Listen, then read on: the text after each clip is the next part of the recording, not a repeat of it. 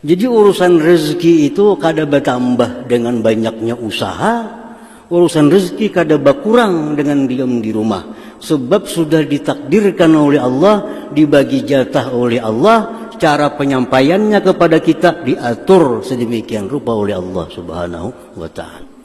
Percaya bahwa rezeki sudah ditakdirkan Allah, sudah dibagi Allah. Mesti percaya. Kita ini punya rezeki selama hidup dalam dunia sudah ditakdir Allah. Dan sudah dibagi. Kada bakal ke lain rezeki kita. Rezeki orang lain kada bakal ke kita. Percaya itu. Kalau Allah menjatahkan kita di alamul zarrah, alamul arwah. Allah jatahkan rezeki kita selama hidup dapat 10 miliar. Umur 60 tahun, mati. Nah, diberi Allah rezeki 10 miliar. Itu 10 miliar pasti datang kepada kita. Kada akan kurang, kada akan lebih. Nah, kada akan bertambah dengan tamak, kada akan berkurang dengan qanaah. Rezeki yang 10 miliar itu. Kalau kita dijatahkan Tuhan rezeki 10 miliar.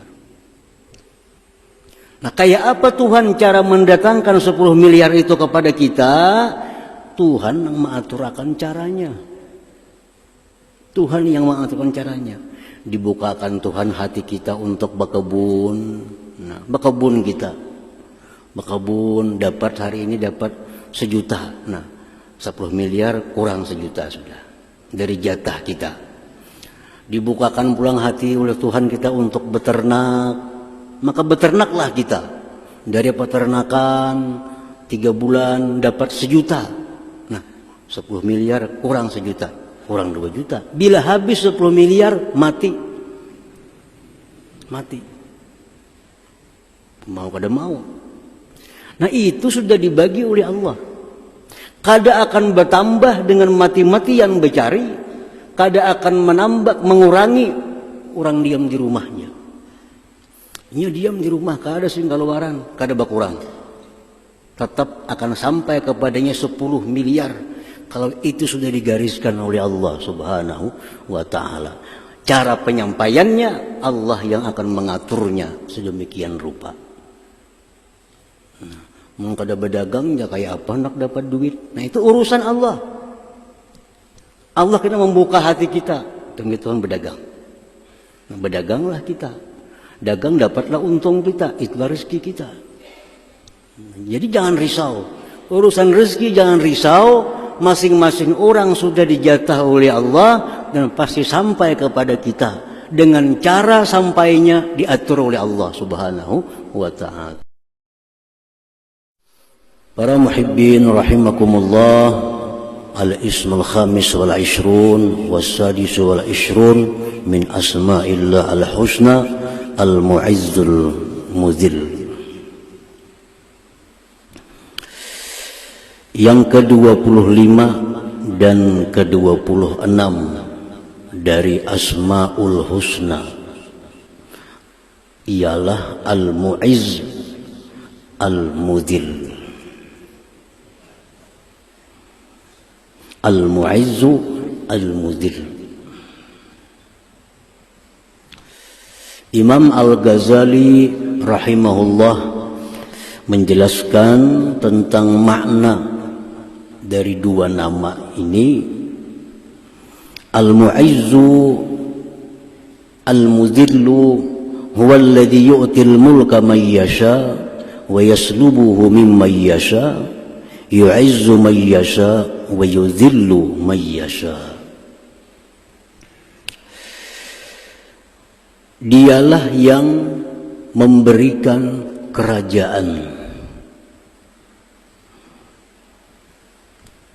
atas orang-orang yang dia kehendaki,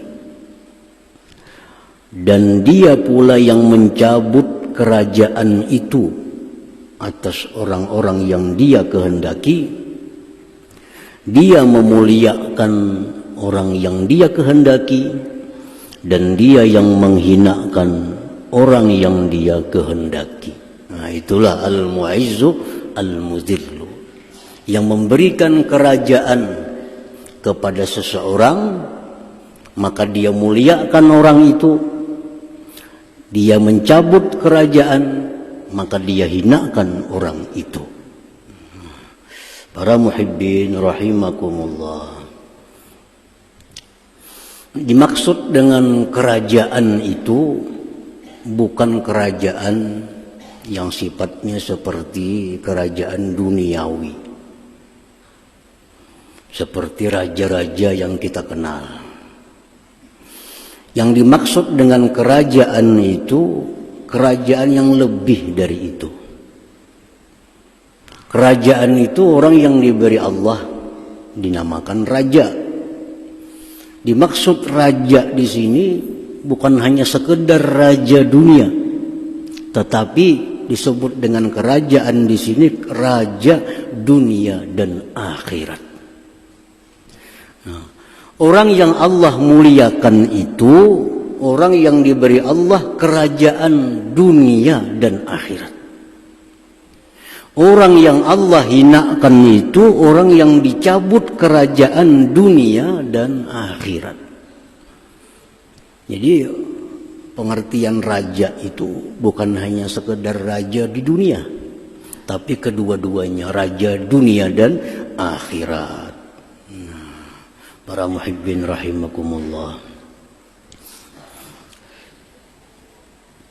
Al-malikul hakiki man rafa'ahu Allahul hijab an qalbihi fasyahadallah ta'ala wa razaqahul qana'ah hatta istaghna biha an khalqihi wa qawwahu ala qahri sifati nafsihi walladhi atahul mulka wa a'azzahu fid dunya wal akhirah. Nah, bagaimana orang yang diberi Allah kerajaan dunia akhirat ini? Orang yang diberikan Allah kerajaan dunia akhirat itu orang yang diberi Allah 3 hal. Apabila 3 hal ini diberikan Allah kepada hambanya, maka hamba ini menjadi raja dunia akhirat dan dimuliakan Allah dunia dan akhirat. 1, Allah berikan dia rafa'ahul hijab an qalbi. Allah angkat dinding hatinya sehingga dia hatinya itu bisa menyaksikan perbuatan Allah Subhanahu wa ta'ala pada tiap-tiap sesuatu. Nah, itu pertama. Allah angkat dinding hatinya sehingga hatinya bisa melihat Allah, bisa melihat perbuatan Allah pada segala sesuatu. Dan perbuatan Allah itu tidak pernah sunyi daripada hikmah, karena tidak ada perbuatan Allah yang sia-sia. Nah, pertama itu. Selama ini kita memandang sesuatu itu manusia. Kita pandang mata itu manusia, pandangan hati pun itu adalah manusia. Kita melihat langit, mata kita melihat langit, hati kita pun melihat langit. Itu contoh hati yang terdinding. Kita melihat si fulan orang yang salih, hati kita pun melihat fulan itu orang yang saleh. Ini contoh hati yang terdinding. Allah angkat dinding itu. Lalu hati ini beda dengan penglihatan mata zahirnya. Beda.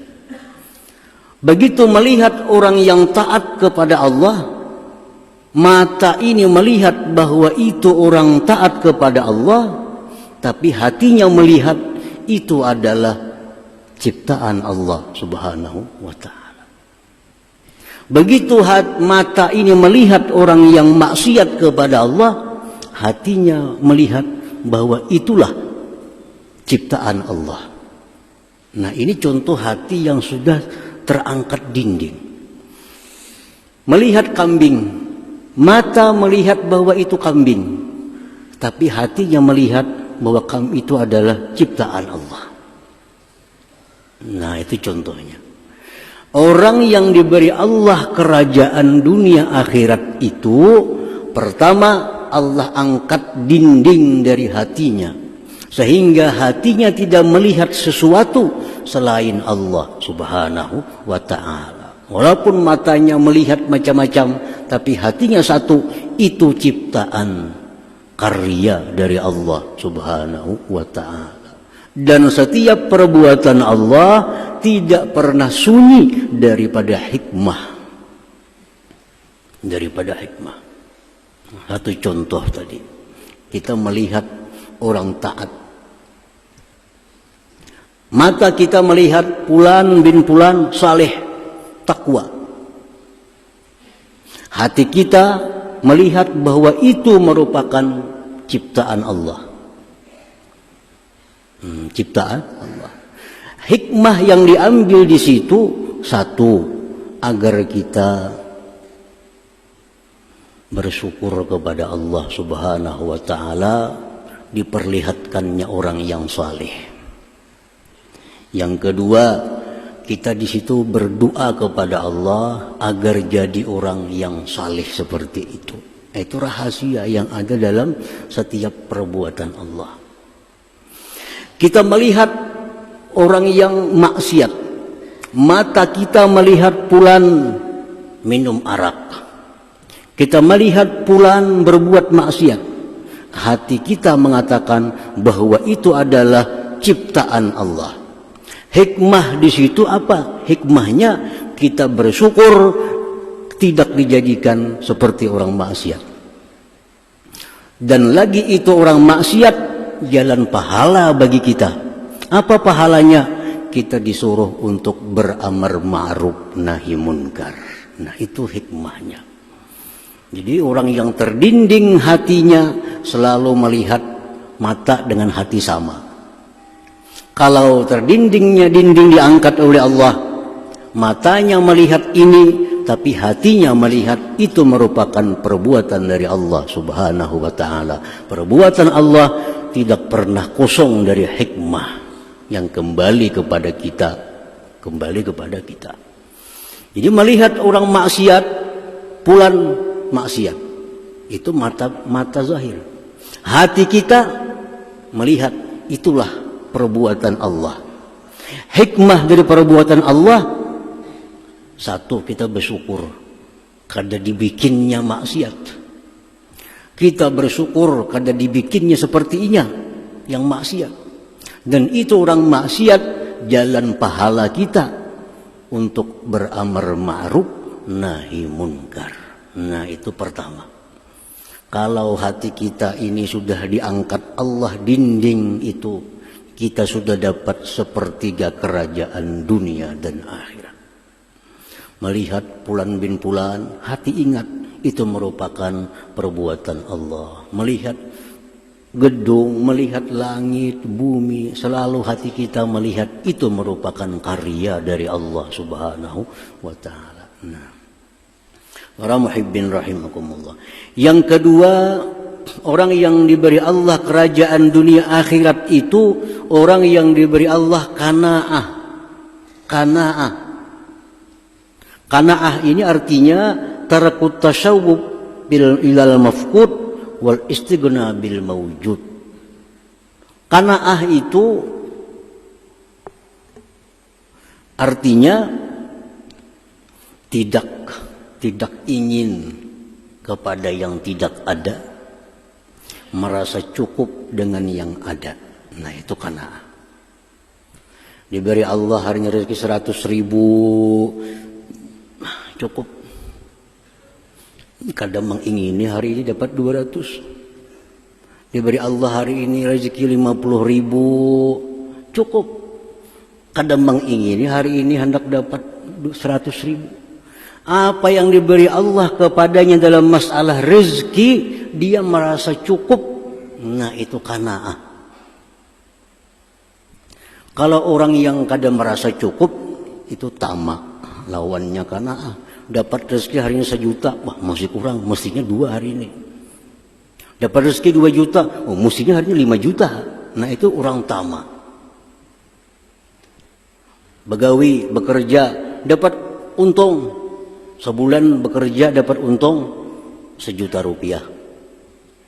Bah, ini musinya sebulannya 5 juta paling gak ada. Kenapa 1 jutaannya dapat nih? Nah itu tamak. Kalau orang qanaah bekerja sebulan hasilnya dapat 1 juta, cukup. Inilah sudah yang diberikan Allah Subhanahu wa ta'ala. Nah itu qanaah. Nah qanaah ini berlawanan dengan sifat asli manusia. Karena sifat pembawaan manusia itu tamak. Untuk bisa qanaah, merubah tamak menjadi qanaah, itu perlu ilmu, perlu latihan. Kada bisa orang hidup timbul jadi qanaah. Mesti tamak. Tamak pembawaan lahir manusia. Begitu orang lahir, ini kanak-kanak sudah tamak. Tambah gana, tambah tamak, tambah besar, tambah tamak.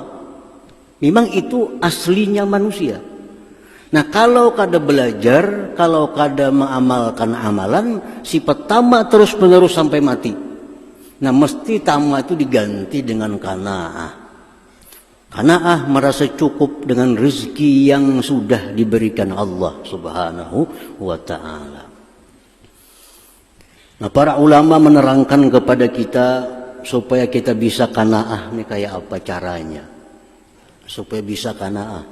Karena kalau kita dapat qanaah, kita dapat 1/3 kerajaan dunia akhirat. Ujar para ulama, supaya dapat qanaah itu yang pertama al-ilhah bid du'a. Sering-sering berdoa kepada Allah. Allahumma rzuqnil qanaah. Ya Allah berikan aku qanaah. Berikan qanaah. Orang hidup kaya miskin itu tergantung hati. Tergantung hati. Banyak orang kaya hati miskin. Banyak orang miskin hati kaya. Nah, orang yang miskin tapi hati kaya itulah qanaah. Merasa cukup dengan apa yang diberi Allah, rumah demikian cukup. Apapun rezeki dia merasa cukup diberi Allah. Nah, berdoa lawan Tuhan. Ya Allah, berikanlah hamba sifat qanaah, berikanlah hamba sifat qanaah. Rancak-rancak seringkali berdoa dengan qanaah itu. Nah, kemudian lagi supaya kita bisa qanaah itu al-iman bi annal arzaq muqaddarah maksumah. Percaya bahwa rezeki sudah ditakdirkan Allah, sudah dibagi Allah. Mesti percaya. Kita ini punya rezeki selama hidup dalam dunia sudah ditakdir Allah. Dan sudah dibagi. Kada bakal ke lain rezeki kita. Rezeki orang lain kada bakal ke kita. Percaya itu. Kalau Allah menjatahkan kita di alamul zarrah, alamul arwah. Allah jatahkan rezeki kita selama hidup dapat 10 miliar. Umur 60 tahun, mati.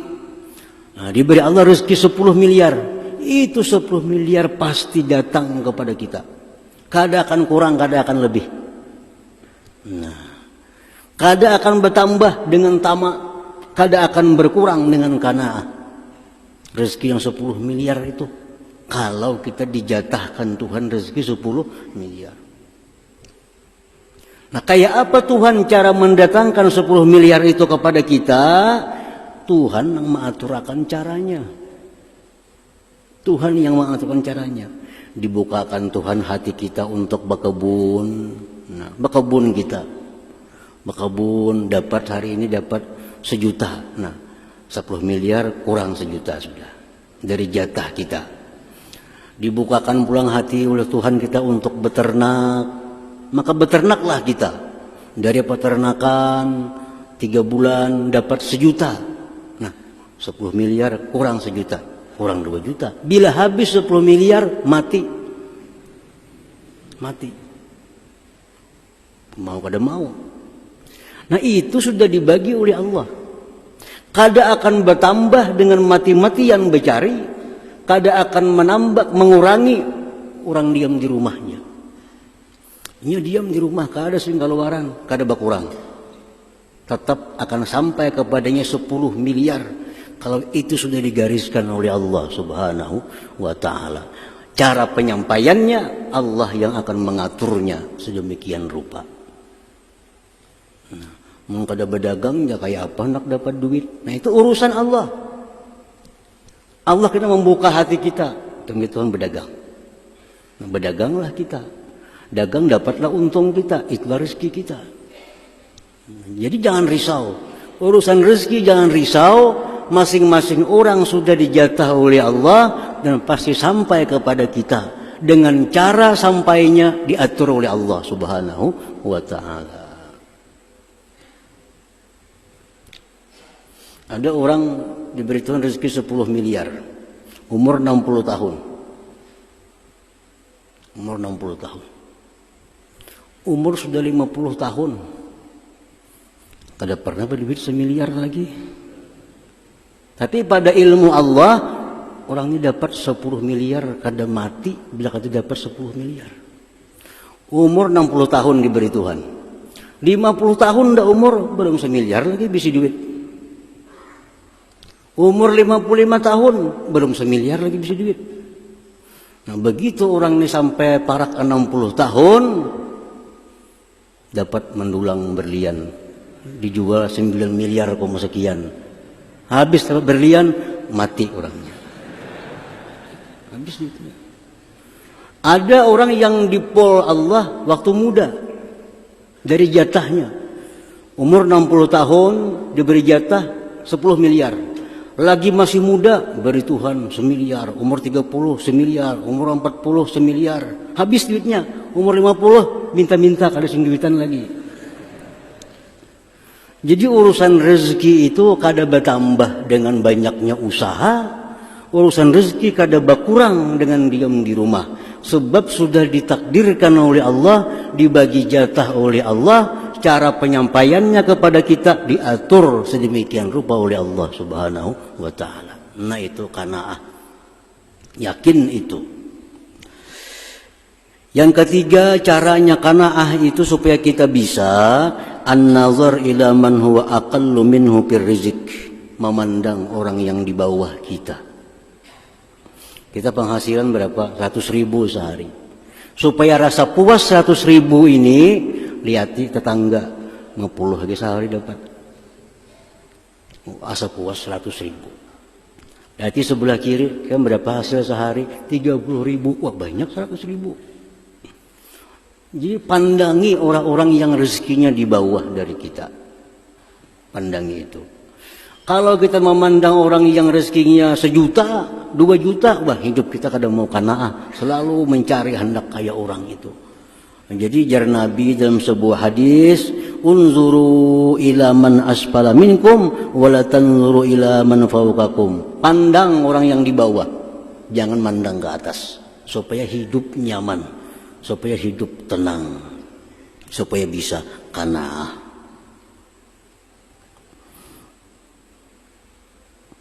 Nah, itu cara supaya dapat qanaah.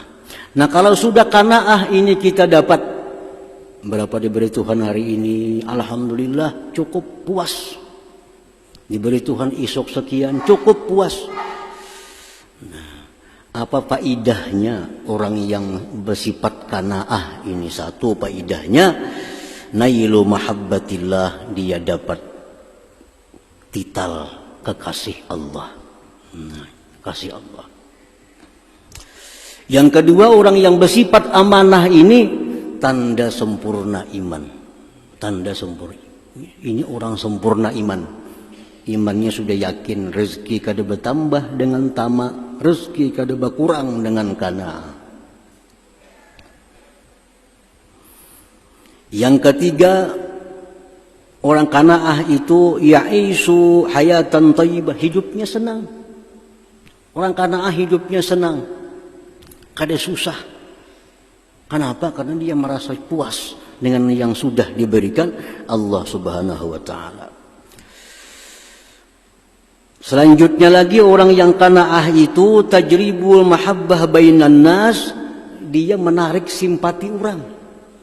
Orang bersifat qanaah ini disukai orang, disukai manusia. Kawan-kawan suka kalau kita bisa kawan nang qanaah ini. Coba kalau kawan kita nih tamak, kita yang susah. Nah kalau kawan kita qanaah, semua orang suka orang qanaah. Sebab apa? Karena ia merasa cukup dengan apa yang diberi Allah Subhanahu wa taala. Dan lagi orang yang qanaah itu terhindar daripada dengki kepada orang lain. Maulah dengki orang qanaah. Seorang dapat 100.000, alhamdulillah 100.000. Sebelah dapat 1 juta, kada apa-apa. Aku sudah cukup 100.000. Coba kalau orang tamak, dapat 100.000, sebelah orang dapat 1 juta, wah sakit hati. Berusaha berhimat kayak apa cara supaya dapat 1 juta. Dapat 1 juta, orang dapat 2 juta, sakit hati pulang. Sampai mati sakit hati aja. Ini orang yang dalam dirinya ada sifat dengki. Kenapa dengki? Karena tamak, kada mau qanaah. Coba qanaah, kada akan ada dengki itu. Nah, para muhibbin rahimakumullah. Yang ketiga, Allah kuatkan dia untuk mengalahkan sifat-sifat yang ada pada dirinya. Nah, 3 hal. 1, diangkat Allah dinding hatinya. Yang kedua, diberi Allah qanaah. Yang ketiga, Allah kuasakan mengalahkan nafsunya, sifat dirinya.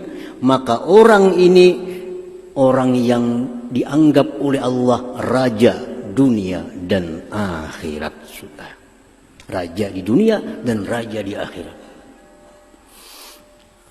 Orang yang kawa bisa mengalahkan sifat dirinya itu, contoh sifat diri ini pertama jahil. Kada ada manusia lahir alim tuh, kada ada. Lahir jahil bawaan dalam parut jahil. Nah, orang yang diperkuat Allah mengalahkan jahil ini, dia menuntut ilmu. Nah, aku kada tahu ini menuntut ilmu sampai dia bisa menghilangkan jahil dalam dirinya. Itu pembawaan diri. Yang kedua, sifat diri ini al-bukhlu, kikir. Kekanakan tuh papainannya dijapa aja sariknya. Kekanakan tukarakan memuturan, tukarakan menikah, isinya. Hanya dijapa aja sariknya. Memang itu sifat asli manusia, kikir. Kadang-kadang manusia hidup langsung jadi pemurah, pasti kikir. Nah, untuk mengalahkan kikir ini supaya jadi pemurah itu perlu ilmu, perlu latihan. Nah, jadi yang asalnya jahil jadi berilmu, yang asalnya kikir jadi pemurah, yang asalnya sombong jadi tawadhu, yang asalnya dendam jadi pemaaf. Nah, orang yang bisa mengalahkan dirinya itu berarti dia sudah dapat lagi 1/3 kerajaan dalam dirinya. Nah, jadi kalau kita ini sudah bisa macam itu, kita jadi raja. Siapa nama akan raja? Allah Subhanahu wa taala. Kalau Allah mengatakan bahwa kita raja, kita mulia dunia akhirat. Nah, Allah berikan kerajaan kepada hamba yang Dia kehendaki, tapi bisa Allah cabut kerajaan itu bagi orang-orang yang Dia kehendaki. Nah, para muhibbin rahimakumullah. Jadi selama ini kita melihat sesuatu, zahir batin kita sama, karena hati terdinding. Jadi hati menuruti mata. Mata melihat itu kambing, hati pun kambing. Nah, mata melihat sapi, hati pun umpat sapi. Karena hati kita buta, terdinding. Kalau dinding sudah disingkap oleh Allah, mata zahir melihat kambing, hati melihat itu merupakan bikinan Allah Subhanahu wa taala. Hati mata zahir melihat itu bulan purnama, hati kita karena sudah tak angkat dinding, itu ciptaan Allah Subhanahu wa taala. Melihat orang yang taat, melihat orang yang maksiat, hatinya selalu melihat bahwa itulah yang dibuat oleh Allah Subhanahu wa taala. Nah, itu pertama, qanaah tadi. Ketiga, bisa mengalahkan sifat-sifat dirinya. Orang yang 3 sifat ini raja dah. Raja. Orang yang dimuliakan Allah Subhanahu wa taala. Wa man tami'a wa jahila wa hujiba qalbuhu 'anillah faqad azallahu Allah. Orang yang bersifat tamak,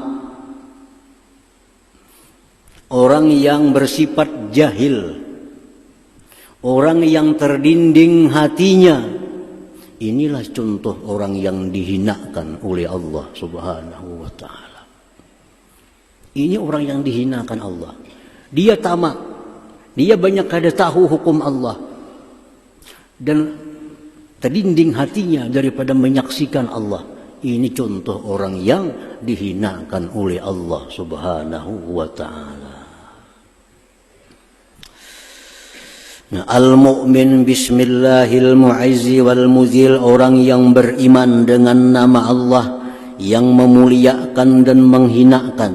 Kita percaya bahwa Allah jualah yang bisa memuliakan orang, yang bisa menghinakan orang. Kita beriman.